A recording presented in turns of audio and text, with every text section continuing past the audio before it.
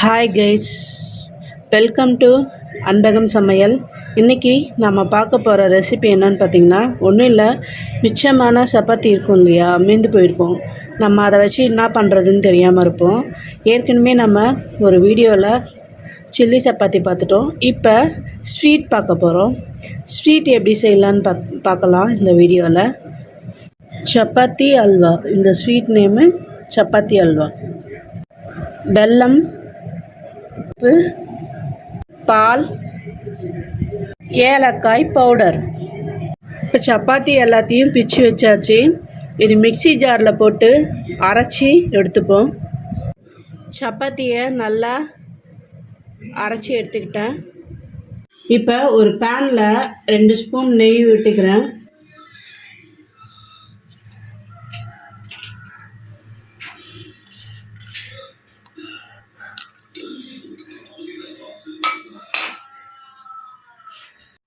ஒரு பேனில் நெய் விட்டுக்கிட்டேன். இப்போ முந்திரி பருப்பை போட்டுட்டேன். லைட்டாக ப்ரௌனாக ஆகணும். ப்ரௌனிஷாக வர வரையும் லைட்டாக ஃப்ரை பண்ணணும். வச்சுருக்கிற சப்பாத்தி அந்த பவுடரை இதில் போடுறோம்.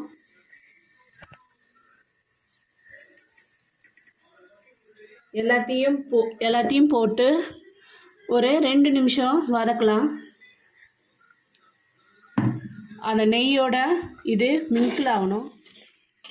உங்களுக்கு நெய் பிடிக்கல அப்படின்னா எண்ணெய் கூட ஆட் பண்ணிக்கலாம்.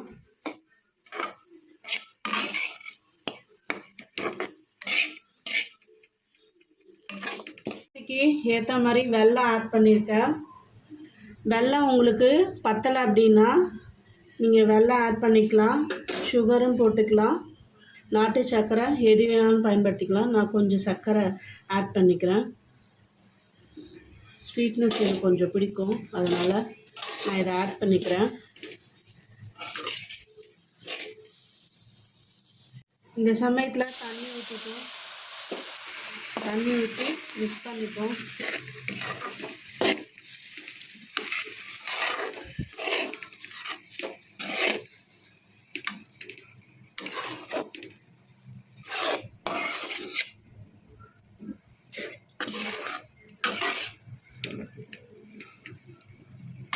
இப்போ காய்ச்சி ஆற வச்சுருக்க பாலை மிக்ஸ் பண்ணிப்போம். இது கரெக்டாக 100 ml.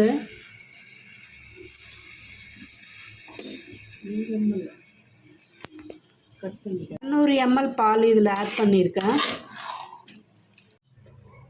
இப்போ ஏலக்காய் பவுட்ரு ஆட் பண்ணிப்போம்.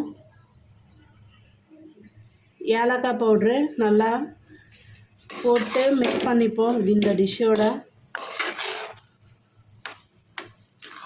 இந்த சமயத்தில் ஒரு 2 ஸ்பூன் நெய் ஊற்றிக்கிறேன் மறுபடியும்.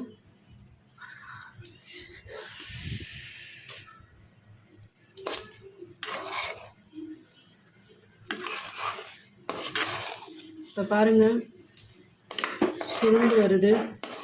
சப்பாத்தி அப்படியே அந்த நெய்யோட மிங்கிளாகவும் வாசனை சூப்பராக இருக்குது.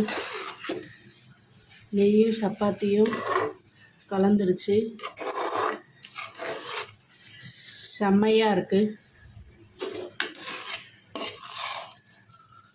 பாருங்கள்,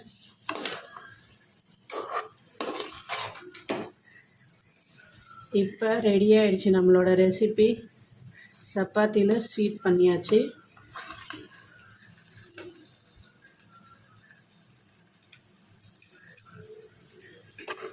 சூப்பராக இருக்குது. டேஸ்ட்டும் கரெக்டாக இருக்குது. நீங்களும் வீட்டில் ட்ரை பண்ணி பாருங்கள்.